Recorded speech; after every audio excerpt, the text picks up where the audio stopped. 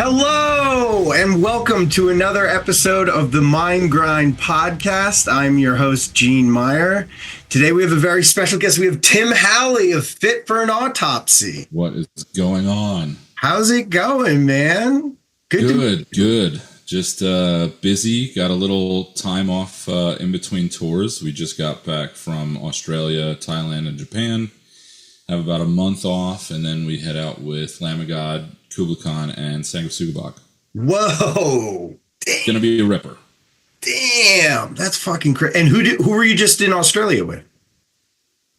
So we did a run ourselves. It was a headline run with Body Snatcher, Volatile Ways, and Pain Body, which all three are absolute ripper bands. The guys in Body Snatcher we toured with already when we did our headliner a couple years ago for the Nothing That Is. Sorry, it was end of 2020. Yeah. Completely. It blurs together. But toured with those guys. I toured with Chris, their drummer, years back, and I also toured with Kyle, their bassist, years back, both in my other bands. So I've known those guys forever, and it's always a fun time being able to hang out with those guys on tour.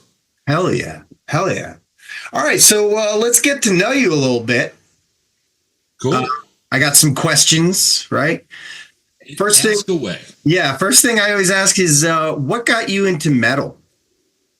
Oh, dude. So my dad is not necessarily a really big music guy, but he always put stuff on the radio. So listening to classic rock radio whenever we would drive around and so on and so forth, that was kind of like our main thing. And, it was basically the ability to, discover bands, because obviously radio back in the late 90s, early 2000s was way different than radio is today. Oh, yes. And being able to hear bands like Black Sabbath and Metallica and, all of these starter pack metal bands, as, some people would say. It's like, when you first get into it, like you're listening to Iron Maiden, Judas Priest, Black Sabbath, Motorhead, like all of those bands. So, those bands at that point on the we're on the radio and we're radio friendly towards the mid 90s, late 90s, so on and so forth. Obviously, if this was the 80s, it would be way different. It wouldn't be on the radio, but luckily for me, like it just came on, and I remember listening to it was like Crazy Train or something like that. And I was just like, I think I want to play guitar. Yeah. And did you grow up in North Carolina? No. So originally from Long Island, born and raised, lived there until last year. And, it just got a little expensive. I still love it up there. But, I recently got married over the last couple of years. And if we want to, start a family or have a better life or so on and so forth, it's just easier to do it down here. Yeah. Wait, so I grew up in like the Connecticut area. Was the rock station you listened to K-Rock? Yeah, 92.3. Yes. Yeah, exactly. Dude, just bangers, man. Banger after banger. Yeah. I still remember to this day waiting for certain songs to come on, because the boombox that I had a cassette player. Yes. And you could record off of the radio. So it was like a song would start, I'd hit record, and I'd have that song on a cassette now. So like I was making my own mixtapes through whatever was playing on the radio. And it was just, dude, it was awesome. What I used to do the same thing. I would wait for them to play Nookie by Limp Bizkit. There you go. I'd like run into the basement and hit like the record button, and you get it like 20 seconds in, so you miss the intro and all. Oh yeah. Shit. What were some of the songs you made a point to record? It was always your typical, your Sabbath staples. It was like, Paranoid and Iron Man. And, I remember certain nights, like they would play Priest stuff. So, it was, It was either Priest stuff or the occasional Maiden song like Aces High. Like I even remember like recording Filter songs because at that point, I'm 9 years old, 8 years old, and I'm like, oh, this song's fucking sick. Like, or either that or Stone Temple Pilots or whatever was on. I never really got into like bands like Pearl Jam or a lot of the grunge stuff. And K-Rock was super big into playing that stuff. Yeah. But personally, it was mainly the Ozzy, Sabbath, Metallica. They would occasionally play Slayer, and obviously, that would be 100% recorded. Wait, was the Filter song "Hey Man, Nice Shot"? Yeah, 100%, dude. It was that, and it was that, and then, oh fuck, I forget. What's that video of them sitting on of him sitting on top of the fucking house? By Filter? I think it's Filter. Maybe Filter. I don't know. It's not ringing a bell. I'm going back. Yeah. Dating myself. I'm going back fucking, almost 30 years at this point. Damn. Those are the days, though, man. Those are the days. Of course. Like, that was... Those days turned into me going to the record store and getting not mixtapes, but like compilation records. Yes. And being like, oh, I really like these bands, or I really like this genre. Mm-hmm. Where do I go? And we had a local spot called Looney Tunes, which is still around. And it would be compilation records, like Concrete Jungle, the amount of bands that it was just a compilation CD that had a cinder block on it. And I kid you not, I just moved, so they're somewhere here, but I still have a couple of those CDs. Nice. And, it was bands like God Forbid and Shadows Fall and All That Remains. And, every band that came out in the early to mid 2000s, that's how I found them, Yeah. Before, obviously you had LimeWire and Kazaa and iMesh and all that stuff, but that was that. It was a weird time. It's not like how it is nowadays. No. I used to go to Hot Topic and Century Media. I worked at Hot Topic. Yeah, I worked at one too. Dude, if you're in the metal and hardcore scene and you've never worked at Hot Topic, I'm sorry, dude. You had to put your time in. Dude, it's a rite of passage. Yeah, back when Hot Topic still looked evil. Evil, right? Yes. Not the gold and white Hot Topic logo. I want the red and black with the rusty fucking, that's what I want. The dark, evil, edgy teens. Yeah, like the iron doors, that close over. Like that's what I want. So what got you you obviously listen to metal from like an early age, right? What got you into what we would call like extreme metal, like death metal and grind and all that shit? Oh man. I had a lot of people. Luckily I had a lot of people in my life that I met through going to shows that kind of put me on the right track. And it was kind of funny because the bands that they would show me, I didn't necessarily like too much. But then from listening to those bands, I found other bands. So say for example, I still remember being, dude, this is core memory for me, right? So I had this friend that lived in an apartment complex, and we were one grade apart. We hung out, typical 11-year-old shit. We'd skateboard, we'd ride our bikes around, typical shit. There was another guy that lived in the same complex that also skated that was like 7 or 8 years older than us. And this is a dude named Vinny who I'm still friends with to this day. And it's kind of funny. Like he lives in the house that he lives in. He lives in the front. My mom lives in the back. Like he helped my mom get a place to live. Like it was fucking awesome. But I remember knocking on his door when I was a kid, being 11 years old, them telling me and my buddy Tony to fuck off because they were smoking. And they didn't, they were like, we're not letting an 11-year-old kid in here. Like, that's crazy. Yeah. And then, like, we'd fuck off for an hour. We would go take his rail and ramp. We would skate outside.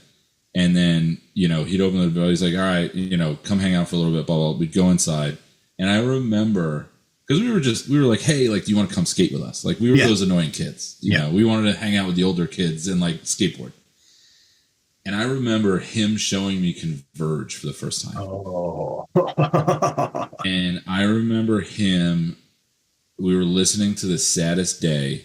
Ooh, yeah. For the first time. And I was like, maybe 12, 13, And like, obviously we had been friends for a little bit and like friendly. So like, I just remember him like, somersaulting on top of us and like, pretending to mosh and like, yeah. When it's 2002, 2001, 2002, you're like, what the fuck is going on? Yeah.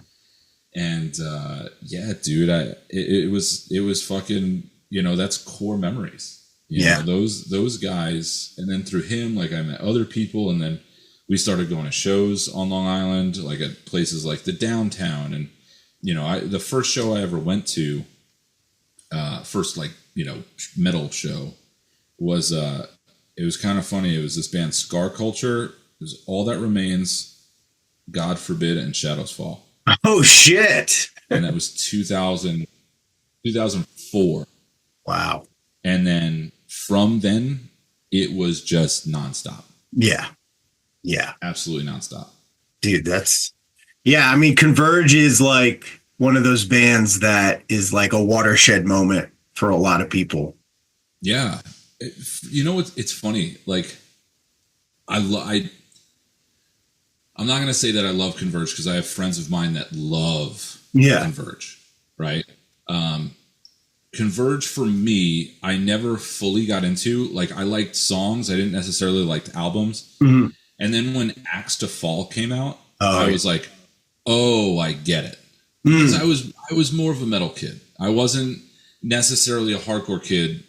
I went to hardcore shows and I still liked those bands, but I was always a metal kid that just happened to go to hardcore shows because a lot of hardcore bands at the time were borrowing from metal bands, so like my ears were saying, oh, this is the same,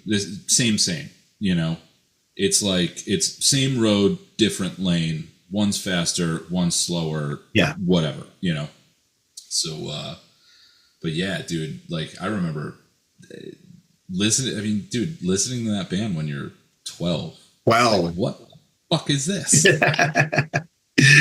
I think I just did another podcast earlier and I talked about in 8th grade, I heard Dillinger for the first time. Another one. And I was like, and you said like, sometimes you hear something for the first time and it's so outlandish that you're like, I don't like. Oh, dude. Dillinger is another band like that for me. Yeah. It wasn't until I was a little bit older to where I could appreciate it more and appreciate the musicianship. Mm-hmm. Those bands for me are still not like, epitome of what I like bands. Yeah. I appreciate it. I still like it. But like, those weren't bands. Like I said, holy shit. Because if you don't say holy shit when you listen to a band like that, there's something wrong with you. Yeah. Yeah. But it was just never a holy shit moment where I was just like, oh, this is the best thing I've ever heard. Yeah. Yeah. Nowadays I'm like, I will forever give those bands their fucking flowers. Like those bands are fucking top notch. Yeah. So I've been listening to you guys this past week in preparation for this. You guys cover like a wide spectrum. Oh yeah, dude. And I'm curious, like, what what are the bands that you influence the most? What you guys do? Well, one thing about Fit, we don't necessarily hide this. Like Will is the brains behind Fit. Yeah. When it comes to the music itself, 90 to 95% is Will Putney. Mhm. So again, talking about giving people their flowers, Yeah. that's the fucking guy. So, a lot of those influences come from, things that he loves as well, obviously. But as a band, we're very, I mean, listen, just, you know, calling it how it is, very influenced by bands like Gojira, Meshuggah, Mm. Morbid Angel. We even get some weird stuff in there. Like, occasionally we'll get like a part like a Neurosis part or Yeah. an ISIS part or something, weird and kind of drony and outlandish. But then when it comes to say leads, you look at me and Pat, who have completely different styles when it comes to playing guitar.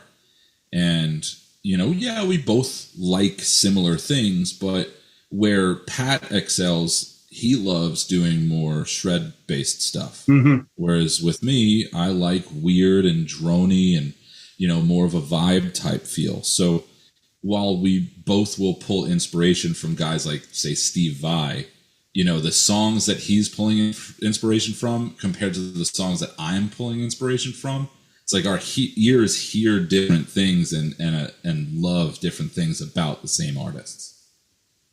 And that was another thing. I was doing research, and you guys have 3 guitar players. Yeah, yeah. How It was how does that work, man?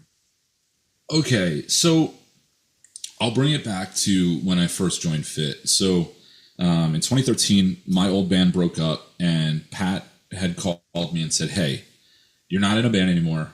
We need a guitarist. We need somebody that tours full time. We need you. Like, come on. Like, you're joining our band." And I was like, "No, like, I'm done touring." Because at that point, like, I didn't necessarily want to tour anymore. And it just got kind of, Yeah. I was kind of jaded after touring for 6 years and it not going as well as I wanted it to go. Mm-hmm.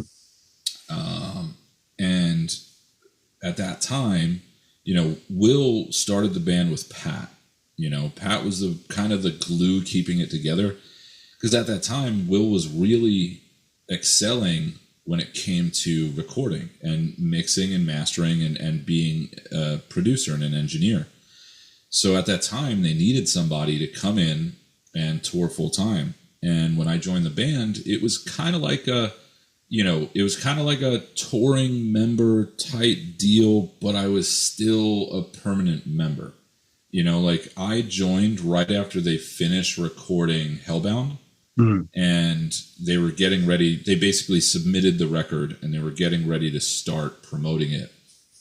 And, it was kind of funny because at that time, from, my recollection, Will was more so looking at me as a touring member, whereas Pat was like, "Yo, like, I want this to be our permanent guy." Mm-hmm. So my name ended up in the liner notes as a permanent member on Hellbound. And, dude, I've been in the band for 12 years. Nice. And, there's been, a handful of times, maybe I think 3 shows Will has played with Fit since I joined, just because I couldn't make it.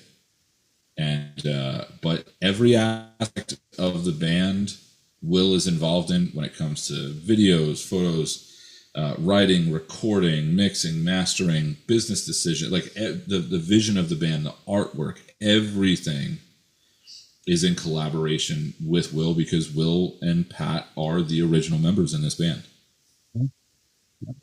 Yeah, and how do you delineate? So you have 3 guitar players. Who's like how do you delineate solos?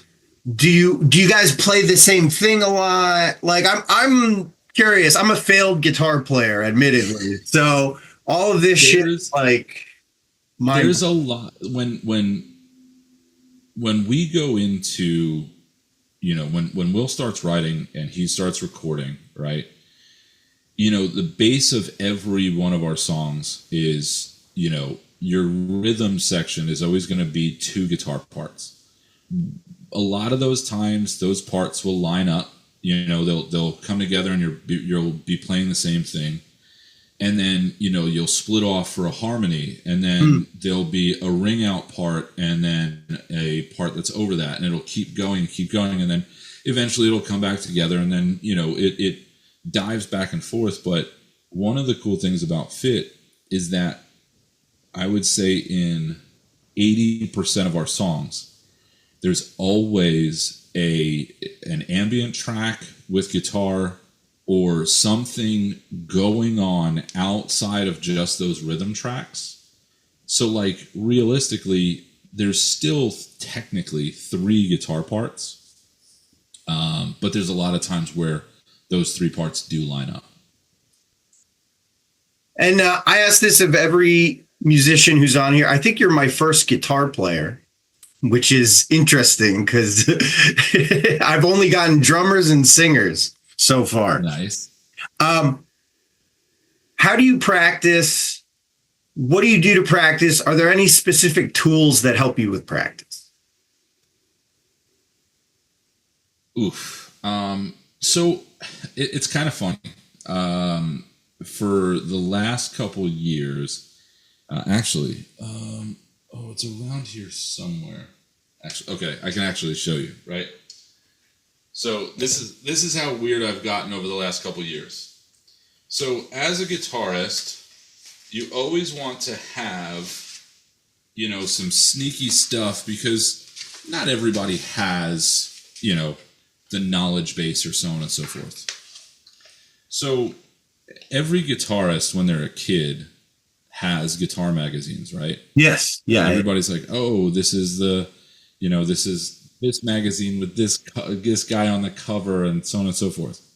So I had, I don't know, I want to say 100 to 120 of those magazines, just, for over the years. I ripped out every single page out of those magazines. Oh man. With all of the lessons and the notations. Damn. And dude, I have 3 folders. Dude, this folder is at least, I don't know, 150 to 200 pages of just like, oh, you want to play like Johnny Winter. I had that whole article ripped out. Yeah. And I literally put them in a PDF. I put them in a PDF, and I have them on my phone. So every other day I'll be like, oh, let me check out a new lesson. And I just try and keep my chops up, man. Dude, I'll tell you this. At 37 years old, I'm still trying to memorize the fretboard. Oh man. Dude, I never learned how to read music. I never learned. Dude, I know basics and I'm good at what I do, but realistically, the only thing that my job calls for is being really good at what we do. I don't have to do 4-finger tapping. I don't have to do hybrid picking. I don't have to do crazy economy picking or, all this wild shit that all these other guys do. And listen, I will forever give those guys their fucking flowers, but that's not me. Yeah. That's not me as a guitarist, Yeah. Well, excellent. I also meant to ask this earlier. I asked this of everyone. What is the craziest thing you've ever seen at a show? Oh my God. Whether it's a show you played or just went to. Bro, I've seen some wild shit. Dude, I've seen I've seen couples getting, a little bit too handsy Yeah. in the crowd. I've seen people get hit with chairs. Oh God. I've seen people get stabbed like at shows. Like the mid 2000s was a very violent time, and it was crazy because it wasn't as violent as it was prior to that. Yeah. Seeing dudes like I remember one of the first shows I went to, I saw a dude walk in with a chain and start swinging it around in a pit. Oh, Like, and I'm not talking a wallet chain. yeah. Like I'm talking a chain that somebody puts on a motorcycle. Yeah, like to bury into the ground so that nobody steals it. oh my God. That's amazing. I've seen some wild shit, brother. That's great. But I mean, I'll say this, like shows over the last, I'd say 10, 15 years have definitely calmed down. Yeah. Yeah. For the most part, you still get some, Still get some wild shit. yeah. Yeah. Yeah. Yeah. I mean, dude, listen, I've been, glued to Instagram, whether I'm watching, bands like Haywire or Pain of Truth or even, some Knock Loose shows getting fairly fucking wild too. Like, there's a lot of that. A lot of those elements are still alive and well. And I love that. Yes. Need a little bit of danger, right? Oh, dude, it enhances the concert experience tenfold. I remember going to see Terror in 2005, I think it was. I was like 16 years old. And I remember the guys that I was going with were like, 5-10 years older than me. And they were like, yeah, some guy got stabbed or shot or whatever at a Terror show 2 weeks ago. And like when you're 16 years old, you're like, oh, fuck, like, is that going to happen to me? Yeah. Maybe I want to go to this show, Yeah. And, obviously nothing like that happened. But, those were those stories. Like the bands came with a reputation. So switching things up now. So this is a partially mental health podcast. Yeah. What role does mental health play in your life? And does it influence the music you make at all? Oh, dude,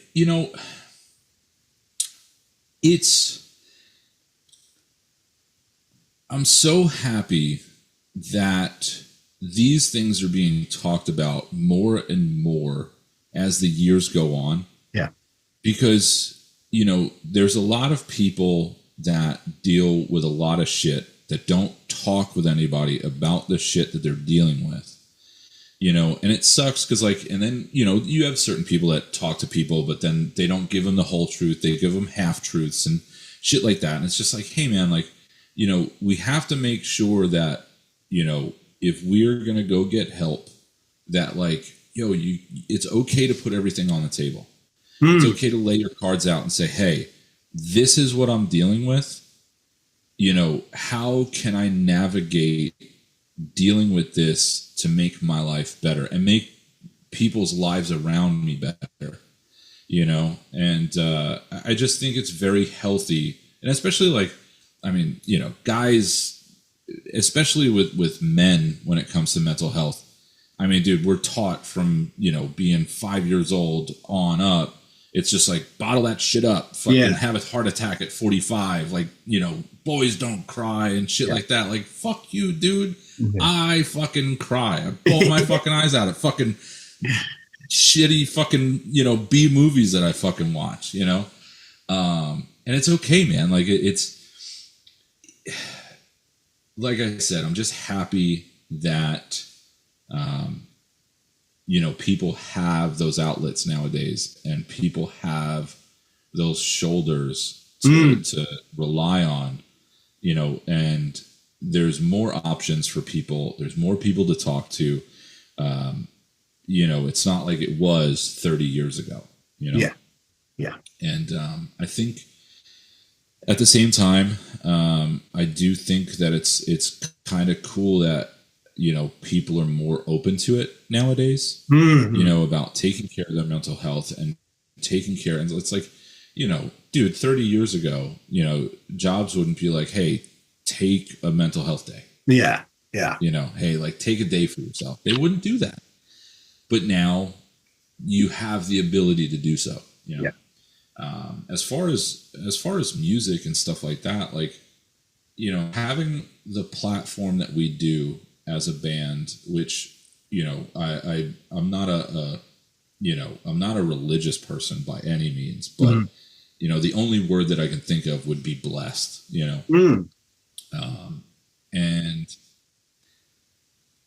we've gotten to the point over the past however many years that we've been touring and so on and so forth, that by way of music and just us being around, we've been able to help people, and like, I will say this, a lot of our shit or a lot of our music is fucking depressing.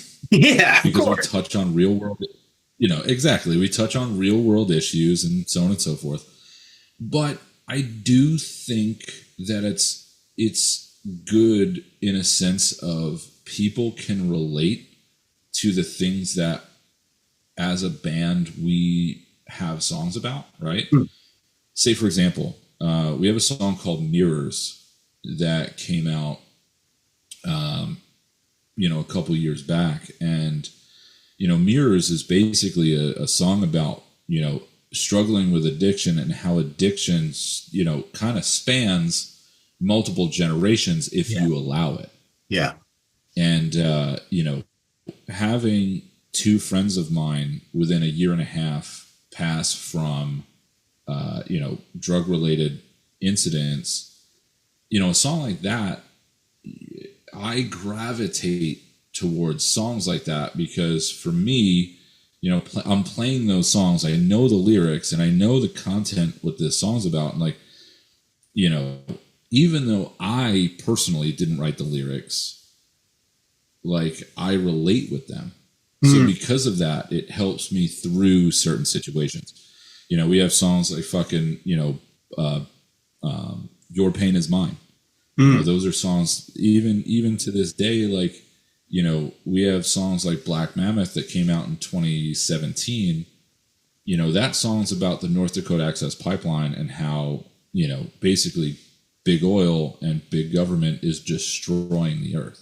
And there's a lot of people who are native that come to our shows and they're like, hey, like, you guys don't have to put yourself out there, but the fact that you guys have songs that are, basically spreading that information to your audience, it means a lot to them, so like being able to have so many people relate to our songs, that helps people in and of itself, because being able to voice or be a voice for certain people when they don't necessarily have the platform and lending our platform to those people and their struggles and their plights, like, I wouldn't want to use our platform for anything else.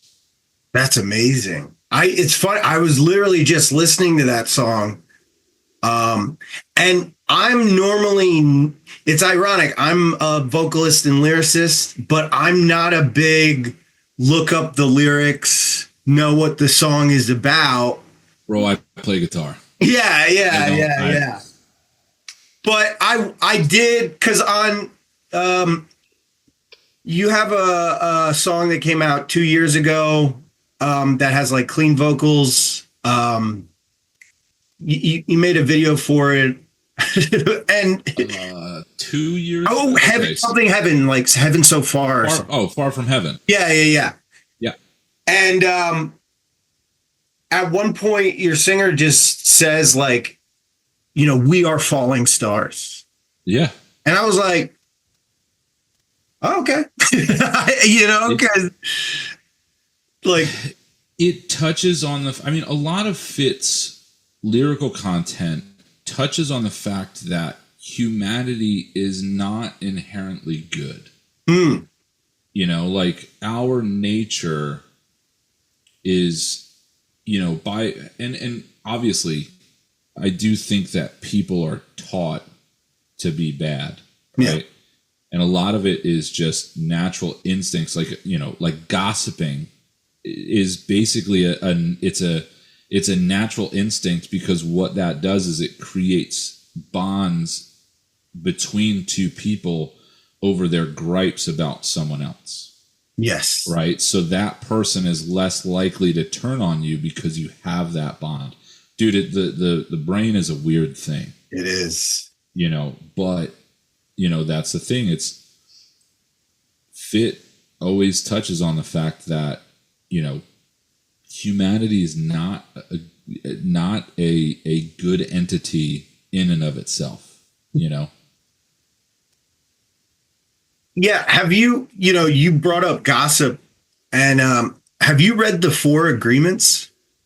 No. It's like, it's based off of Buddhist Zen philosophy. It's like four principles to live your life by. The first one is always be impeccable with your word. Okay. And they describe how our word is like our magic. We use it to create and connect and all this. And we can use it for light or for dark. Yeah. And they say one of the darkest magics is gossip. Oh, I don't doubt it. Yeah. Honestly, like those are those things. Those are those things that, I mean, dude, inherently would be evil, you know? Yeah. Even though it's necessarily, or doesn't necessarily have to be, but it's a natural occurring thing, because it's just ingrained in humanity. Yeah. It's like a survival mechanic. They're all survival tactics. Yeah. And a lot of the work I do with clients is like, all right, we have this survival tactic that worked for us when we were living in caves, but now we live in the modern world and we need to shed some of those habits or whatever. I agree. There's definitely, I mean, you know, to this day, there's so many things where it's like, hey, we live in a modern world, you know, like, what are we doing?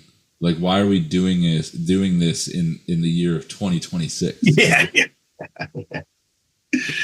Exactly. So I always ask people, because you guys tour a lot. I mean, you were just talking about a tour you just did. And what do you do to take care of yourself in general, both mentally and physically?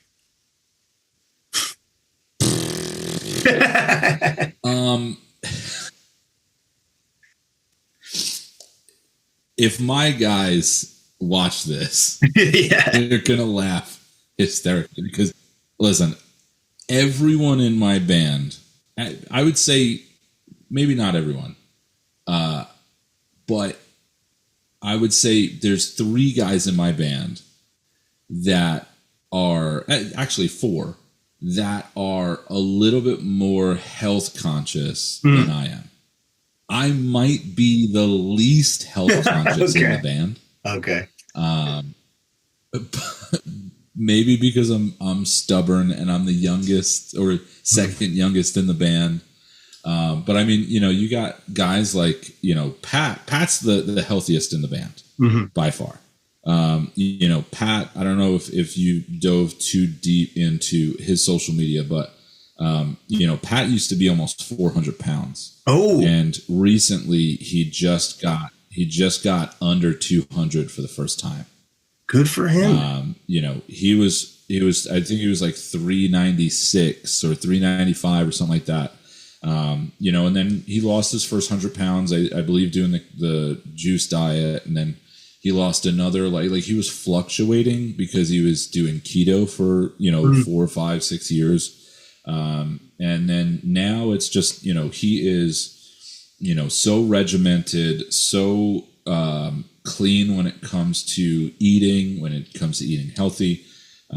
You know, you have someone like Blue who's vegetarian, which, don't get me wrong, there's times where me and Blue will go, you know, to just a dessert shop Yeah. and absolutely go to town. Yeah. Like we were in fucking, oh my, where were we? We were in the UK like 4 months ago, and we found a dessert shop, and it was like chocolate. It was like a chocolate spaghetti, right? But the Oh spaghetti man. noodles God. were sliced up crepes. Yeah. The spaghetti noodles were sliced up crepes with like chocolate drizzle. Dude,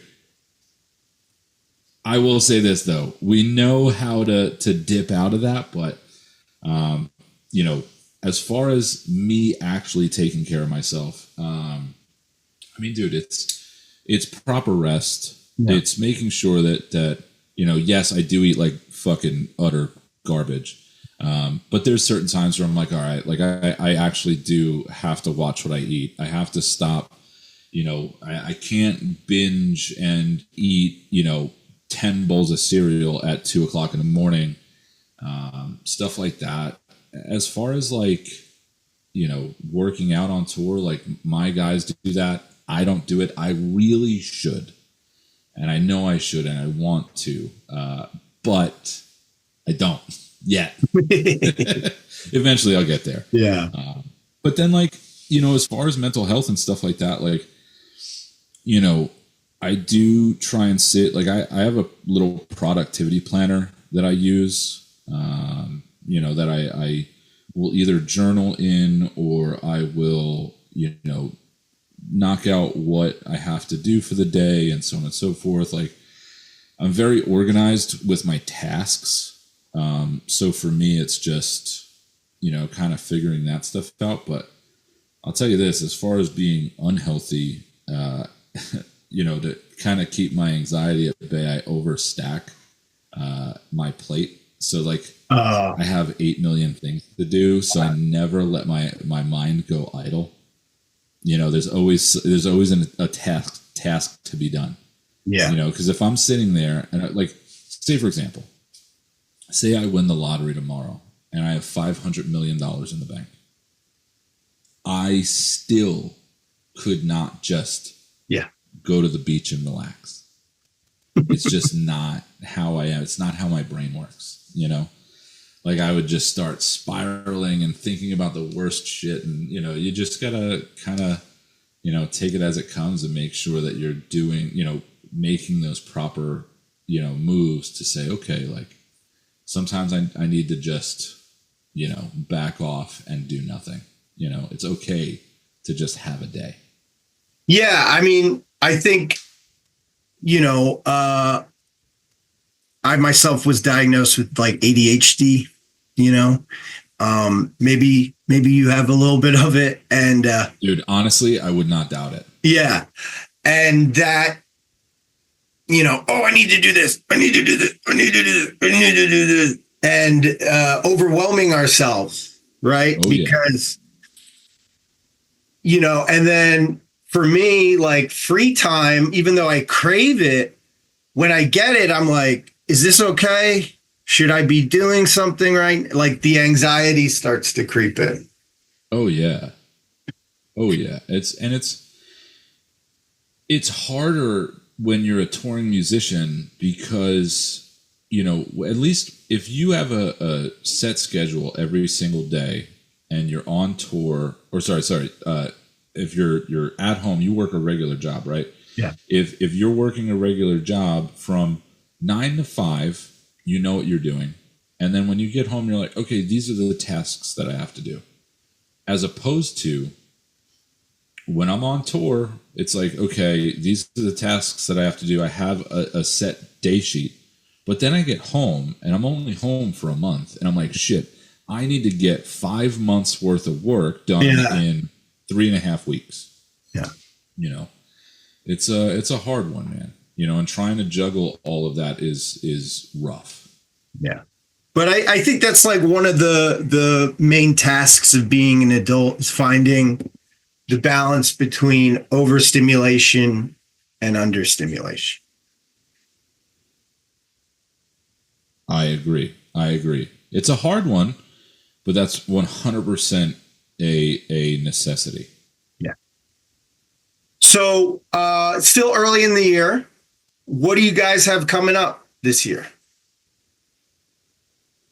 So, announced so far, we have this Lamb of God tour coming up. That starts March 17th and goes to April 26th. So it's a little bit over 5 weeks. And then we're home for about 2.5 weeks, 3 weeks. And then we actually go and play Puerto Rico with Lamb of God and In Flames. Oh shit! In San Juan? Catch me on the beach, brother. Yeah. Oh, yeah. Coliseum. Oh my god, this is amazing. So listen, call Bad Bunny. Get him on the phone. Yeah. Tell him we love the halftime show. Yeah. No, it's cool because our drummer Hosian is from Puerto Rico. Oh, okay. So he was born and raised in Puerto Rico, moved to the States, moved to New Jersey when he was 26, I believe.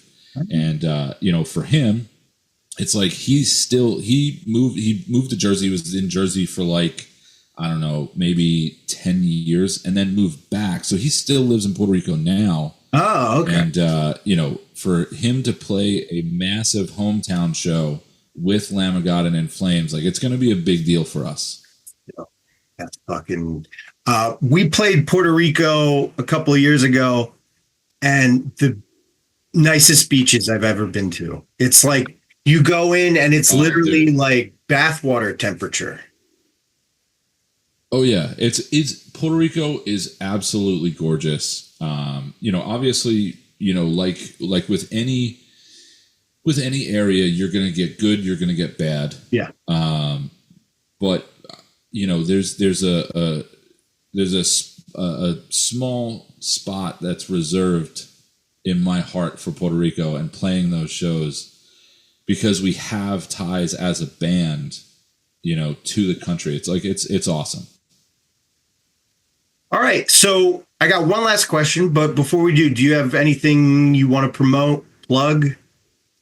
I mean, dude, realistically, like, if you're watching and you're not following already, follow me on Instagram. It's just at I am Tim Howley. And then follow the band. It's just at Fit for an Autopsy.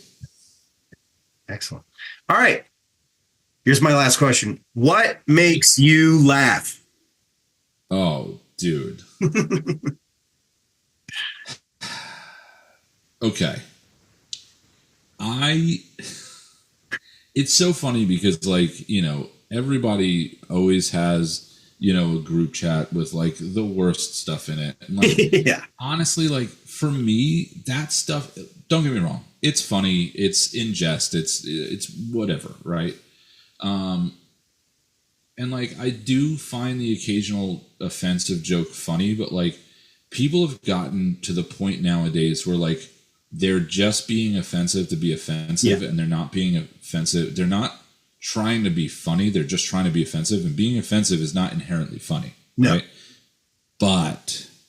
But there's certain times where you get that perfect mix of like, it's just a little off, nothing too bad, but that, paired with something that is top tier comedy. Yeah. Awesome.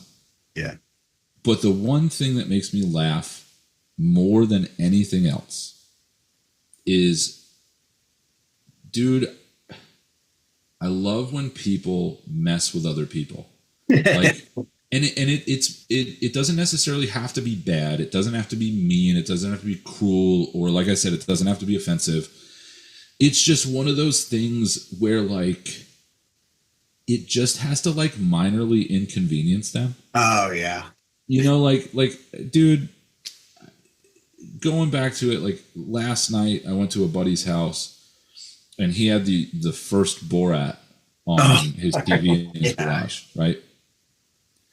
And it's stuff like that the 15-year-old in me loses his fucking mind. I know. Oh. We're like, I mean, dude, him walking around New York City trying to like shake people's hands, be like, Yeah. hey, nice to meet you, and then Yeah. like go in for a kiss, Yeah. and Oh god. fucking lose their minds. It's stuff like that. Like I like when I like pissing people off over minor inconveniences. Yeah. And it's such like, dude, it's such a childish thing. It's such a childish thing. But like, and I think the reason why I like it so much is because I'm very much the kind of person that I will never do anything to anyone else that I wouldn't mind being done to me. Right? Like, dude, like I'll never mess with anybody's food. I think that's like wildly disrespectful. I'll never mess with anyone's family or anything like that. But like, dude, there's small minor inconveniences that you can play, that play a part in people's lives. I mean, dude, I think that shit's so funny. Yeah. Like it's so dumb. It's so fucking dumb. But then, it's everybody has their own brand of humor. Yeah. Yeah. Like for me, it's I mean, dude, I'll tell you this. I don't know if anybody's seen it, but the amount of memes that I've laughed at with the Yapapa cat. Have you ever seen that? Dude. the Yapapa? Oh, dude, hold on. I'm literally going to show the screen right now. Hold on. Okay. It literally makes me lose my fucking mind. Dude. That cat. What does it say? Yapapa here? Dude.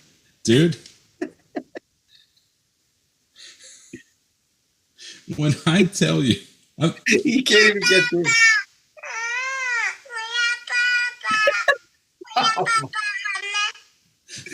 Dude. Dude, I will. I kid you not. I'll be in my bunk, and it's the dumbest shit. Like I know that there's gonna be dudes turning around on here being like, oh, fucking this guy's watching fucking cat videos in his fuck. Like, yeah, I'm fucking watching cat videos in my fucking bunk. My whole band is sending the dumbest fucking dog and cat memes. Like, dude, like, everybody's just like, oh, fucking, if my group chat gets exposed, like, dude, all you're gonna see in a fucking fit group chat is literally like, is gonna be merch. It's gonna be horror movie merch. Yeah. And it's gonna be fucking stupid fucking the cat memes and shit, dude. That's it. That's great. It's like, yeah, if I was 15 or whatever, I'd be like, oh, here's the fucking worst shit that I can find. Yeah. Oh yeah.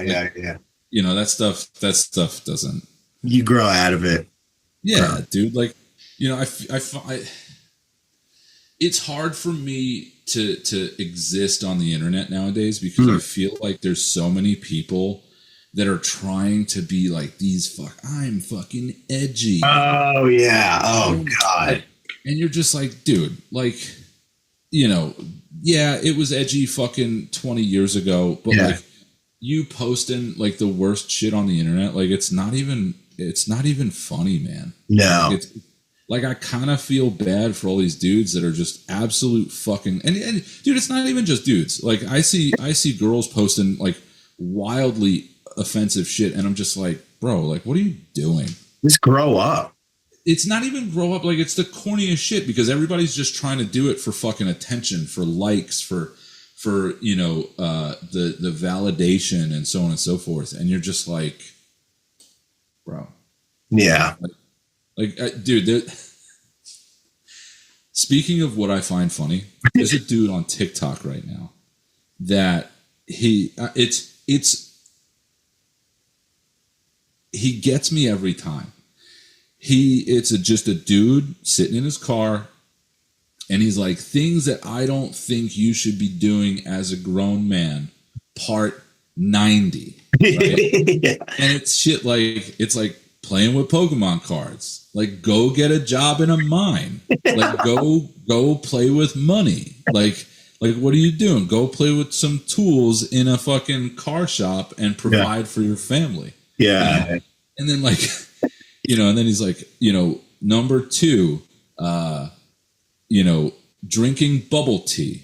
Like, you're a grown man. Like, go get a black coffee. Yeah. Like, it's stuff like that where it's like, obviously he's just making fun of it and like he's not being serious, but it's stuff like that where it's just like, it's stuff that I do. Oh shit! Oh shit! He's like drinking iced coffee. Like, why? Like, why do you need ice? And I'm like, because that shit's delicious, dude. Like, get the fuck out of here, dude. Fuck off with that. You know what I'm saying? But yeah, it's stuff like that where it's I'll say this, and to your credit, you came on our radar. Because once you started posting your tweets to Instagram, we were able to send them back and forth to the band group chat. Oh, okay. I'm just going to say, I'm going to give you your flowers now because your Twitter account is so fucking top tier. And it's such niche shit. Yes. It's shit that like maybe 3 of my friends know about. And it's I mean, obviously there's other ones that like that cast a broader net, a little wider, yeah. But there's some shit over the last couple of years that have hit so hard that it's just, I mean, dude, fucking thank you. That's what I do it for. I do it for the real OG. Of course, you pop a cat. Enjoyer. No posers allowed. No posers. As Blue and Hosian in my band would say, absolutely fucking poser proof. Yeah, poser proof. Poser proof. Yeah. Well, awesome, man. Thank you. This has been a great episode. It's been great having you, and good luck with all the amazing things you have coming up. Thank you, man. I appreciate it so much. All right. Thanks for watching, and take care, everyone. Later.